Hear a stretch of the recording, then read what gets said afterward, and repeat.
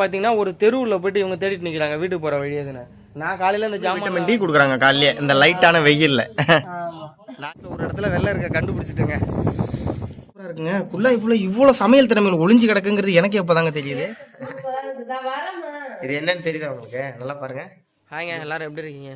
இன்னைக்கு வந்து எங்கள் பாட்டி வரேன்னு சொல்லியிருந்தாங்க, ஊர்லேருந்து எங்கள் அப்பா வரேன்னு சொல்லியிருந்தாங்க. எத்தனை பேர் அவங்க 2 பேர் வராங்களா இல்லை தனியாக வராங்களான்னு தெரியல. அப்புறம் ஞாயிற்றுக்கிழமை வர அவங்க பண்ணுறது இன்றைக்கி வந்து என்னெல்லாம் பண்ணுறோம் அப்படிங்கிறது தான் இந்த ஃபுல் விளாக்.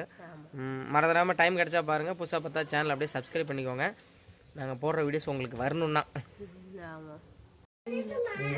மெழுகுத்துல என் பொண்ணு வேற காலையில் சொல்லி இவன் எந்தாண்டா தான் செம கற்றுற. எங்கள் மாமியார் வந்து பக்கத்தில் படுத்துருக்காங்க. இருந்தாலும் இவன் கையில் தூக்கி வச்சா மட்டும்தான் என் பொண்ணு கண்ட்ரோல் ஆகும். அதாங்க வரேன்னு சொன்னாங்க, வராங்களான்னு தெரியல. அப்புறம் நைட்டு எங்கள் அத்தை வரதவங்க தெரிஞ்சு ஒன்று எடுத்து வந்து கொடுத்தாங்க. அது கண்ணு தெரியாது. போய் அங்கே பாருங்க, சாயம் படத்தில் வச்சிருக்காங்க. இது என்னன்னு தெரியுதா உங்களுக்கு? நல்லா பாருங்க. இது ஒரு கிழங்கு, ஆலவள்ளி கிழங்கு. அதே முளைக்கு அதை 2ஆ எடுக்கணும். ஊருக்கு போகும்போது எங்களுக்கு கேட்டிருக்கேன். அதாவது இதை வந்து நீங்க எப்படி வைக்கிறீங்களோ அதே பொசிஷன். அதாவது உட்காந்து வச்சா கால் மாதிரி வரும், கையா நின்றுட்டு வச்சோம்னா குனிஞ்சிட்டு வச்ச மாதிரி சைஸ் வரும்னு சொல்லுவாங்க. இல்ல உண்மைதான். ஆமா, அதே மாதிரியா இருக்குமா அந்த கிழங்கு வளரும்.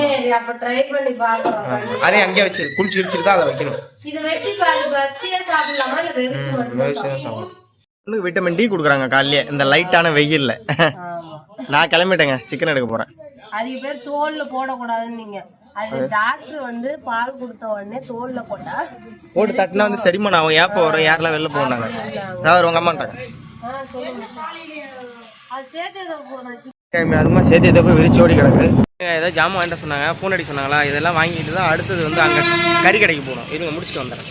முக்கியமாக இன்றைக்கி வந்து எங்கள் பாட்டி வரேன்னாங்க. எங்கள் அப்பா வரேன்னாரு, அவர் வரவே இல்லை. அவருக்கு ஏதோ வேலை இருக்குது போல்.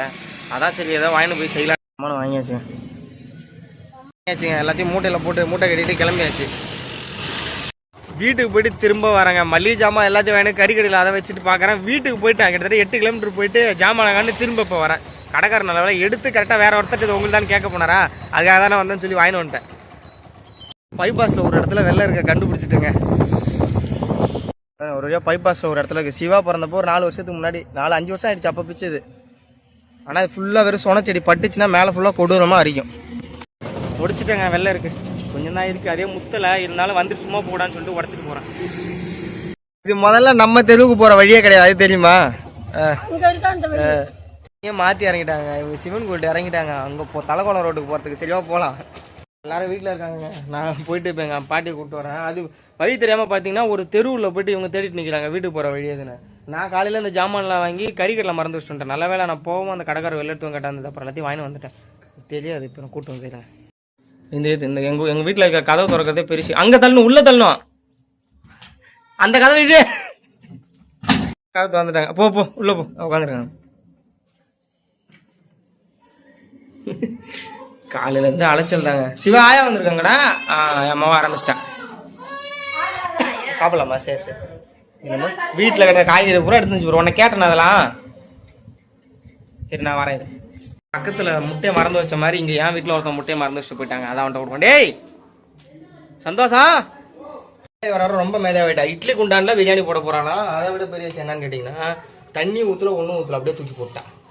ஏன் உங்களை இதில் போடுற? சரியா மிக்ஸ் ஆகுமா? இன்னும் கறி கூட சுத்தம் பண்ணலாங்க. கொஞ்சம் வேலை அதுன்னு அலைஞ்ச பொருளாக மறந்து வந்து வச்சு பாட்டி கூப்பிட்டு வந்தோன்னா இப்போ தான் போய் இதை ரெடி பண்ணிட்டு வரணும். இப்போ இது போடுறாங்க, சில்வர் கொண்டாலும் லைட்டாக அடி பிடிச்ச மாதிரி ஆகுமா, ஏதோ ஃபுல்லாக இதை ரெடி பண்ணுறாங்க. எனக்கு இதை பற்றி ஒன்றும் தெரியாது, அதனால் இதை மட்டும் கொஞ்சம் செய்ய சொன்னால் மற்றெல்லாம் ஹெல்ப் பண்ணிட்டேன்.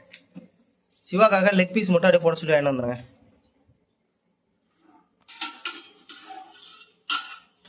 வாய்ப்பு கிடைக்குன்னு பார்த்துருந்துருப்பா போல இருக்குங்க. இங்கே பாருங்கள், நீ ஏதோ சோம்பேறி சிக்கனா, அதுக்கு கிரேவி மாதிரி வேடினா நான் சோம்பேறி சிக்கன் ரெடி பண்றாங்கடா.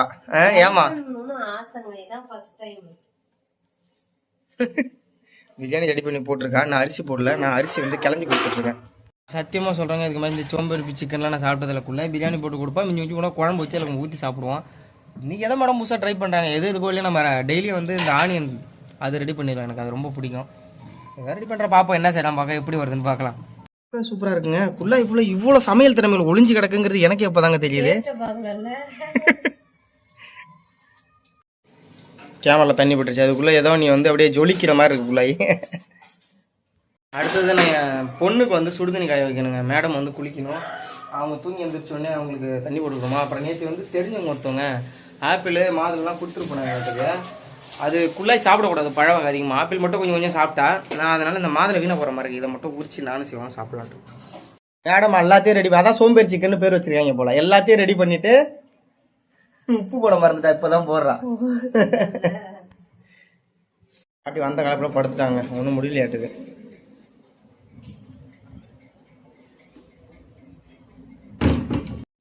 அடுத்து போய் நம்மளாலே பார்க்க வேண்டியதான்.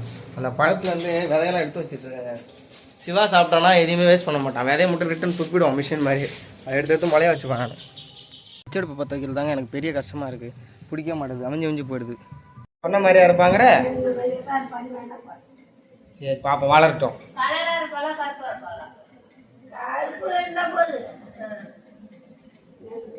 பேசுறது அப்படிதான், ரொம்ப ஒரு அறிவுபூர்வமாக இருக்கும். வயசானவங்க பேசினாலே அப்படிதான். எனக்கு புரியல என்ன சொல்ல வராங்கன்னு. என்னப்பா பண்ணுற? அதிசயமாக உட்காந்து ஒன்று சாப்பிட்றாங்க. நாங்கள் வந்து மாதெல்லாம் அவ்வளோ சீக்கிரம் சாப்பிட மாட்டான். நீ சாப்பிட்ருக்கான். நல்லா எரிஞ்சு முடிஞ்சோடனே தூக்கி பாப்பாவுக்கு தண்ணி ஆற வைக்கணும். பண்ணியிருக்கப்ப பிரியாணிலாம் முடிஞ்சிச்சா? தம் போட போறியா? சின்ன வயசுல நான் தம் அடிச்சது எண்ணாடி கூட வந்து இப்போ நீ தம் அடிக்கிறாங்க. காமெடி ட்ரை பண்ண வரல. முடிஞ்சிச்சிங்க, அவ்வளோதான். போட்டாங்க. இதான் தம் பிரியாணியா?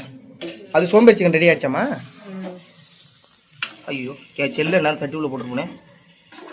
போட்டுக்கூடாது, அவ்வளோதான். அப்புறம் பிச்சை தான் எடுக்கணும். எங்கள் பாட்டி நான் சின்ன வயசாக இருக்கும்போது கொய்யா பழம் சாப்பிட்டாங்க.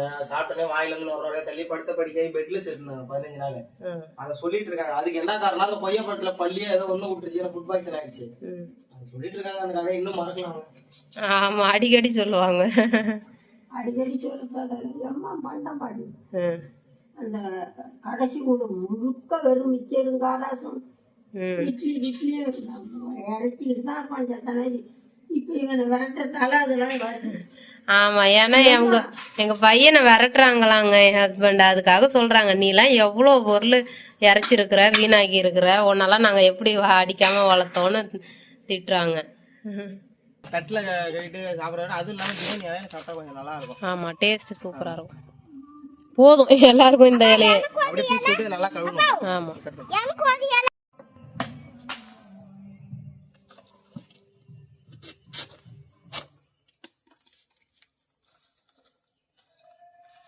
என்னடி ஊம மாதிரி வீடியோ எடுத்திருக்கேன். சைலண்டாவே தான் எடுக்கிறா. எதுவும் பேச மாட்டாங்க அவ.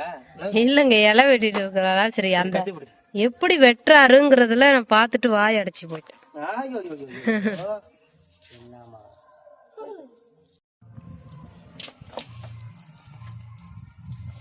நல்லா இலையெல்லாம் ஒரு வாட்டி கழுவுங்க. ஏன்னா ரொம்ப புழுதெல்லாம் இருந்து மேலே தூசெல்லாம் கிடந்ததா, கழுவி எடுத்துட்டு போயிடும். கையோட அங்கே போயிட்டு உள்ள போட்டு கழுவ முடியாது. கேமராமேன் தூத்துறாண்டி சொன்னா முன்னாடி போறா, பின்னாடி வரா, டேக்காங்க வைக்கிறா. இப்ப நாங்க முறையா சாப்பிடுறோம் கடையில. லெக் பீஸ், ரைத்தா, முட்டை, சோம்பேறி சிக்கன் நல்லா தான் சாப்பிட்டா. பிரியாணி தான் எப்படி இருக்கு சாப்பிடுவோம். நல்லா இருக்கு. உப்பு கொஞ்சம் கம்மியாகும், மற்றபடி அருமைங்க. அதுவும் இந்த குள்ளாய் சோம்பேறி சிக்கன் செஞ்சுதான் பாருங்க, சூப்பரா இருக்கு. இல்லை உண்மையா நல்லா இருக்கு. நான் நல்லா இருக்கான்னு நினைச்சேன். குள்ளாய் அருமையா செஞ்சுதான். இலையவே நக்கிட்டேன் நான் பாருங்க. மாமியார் யாரும் வரலங்க. அவங்களாம் வந்தோடனே பொறுமையா சாப்பிடுவோம். நான் காலையில இருந்து சாப்பிடல, மணி 2 ஆயிடுச்சு. கூட்டமா சாப்பிடலாம் எல்லாரும் அப்படின்னு நினைச்சோம். காலையில எங்க அம்மா நேத்தே இட்லிக்கு மாவு அரைச்சு வச்சுட்டாங்க. இவரும் காலங்காத்தாலே சிக்கன் எடுக்க போயிட்டாரா.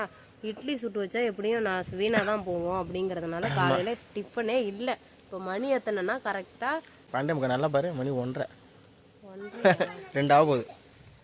மணி எத்தனாவது கூட தெரியாம நிக்கிறாங்க மேடம்.